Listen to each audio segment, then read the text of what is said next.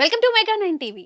DD next level cinema వివాదంలో చిక్కుకుంది. గోవింద నామాలను కించపరిచేలా సినిమాలో పాటల చిత్రీకరణపై టీటీడీ పాలక మండలి సీరియస్ అయింది. శ్రీవారి భక్తుల మనోభావాలను కించపరిచే విధంగా పాట ఉందంటూ తీవ్ర అభ్యంతరం వ్యక్తం చేసింది. ఈ నేపథ్యంలో హీరో సంతానం నిహారిక ఎంటర్టైన్మెంట్ సంస్థకు టీటీడీ పాలక మండలి సభ్యుడు భానుప్రకాష్ రెడ్డి నోటీసులు పంపించారు. 100 కోట్లకు పరువు నష్టం దావా వేశారు. నోటీసులకు స్పందించకుంటే క్రిమినల్ చర్యలు తీసుకుంటామన్నారు.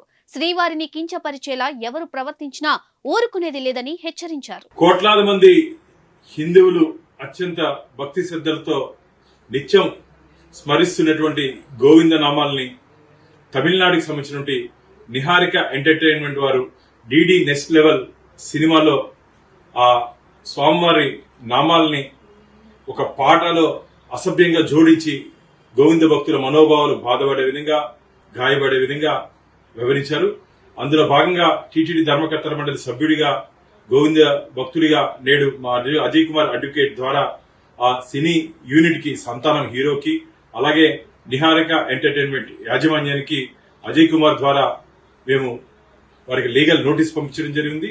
భవిష్యత్తులో ఇలాంటి పనులు చేయకుండా వారికి ఒక భయం ఉండే విధంగా 100 కోట్ల రూపాయలకి దానికి డెఫర్మేషన్ కూడా మేము ఈరోజు వారికి నోటీసులో పంపించడం జరిగింది. వీళ్ళకి ధైర్యము దమ్ము ఉంటే అన్యమతానికి సంబంధించి దేవుళ్ళని ఇలా అసభ్యంగా వాడే ధైర్యం లేని వీళ్ళు ఈరోజు గోవింద నామాల్ని ఇష్టానుసారంగా వాడుతున్నారు.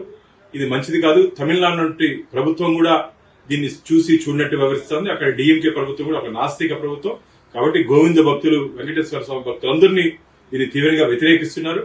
ఖచ్చితంగా ఆ సినీ యూనిట్ నిహారిక యూనిట్ బహిరంగ క్షమాపణ హిందువులకి గోవింద భక్తులకి చెప్పాలని చెప్పి అలాగే మేము పంపించే లీగల్ నోటీసు 15 రోజుల లోపల దీనికి రెస్పాండ్ కాకపోతే వారి మీద క్రిమినల్ కేసులు నమోదు చేసే దిశగా మేము చర్యలు తీసుకోబోతున్నాం.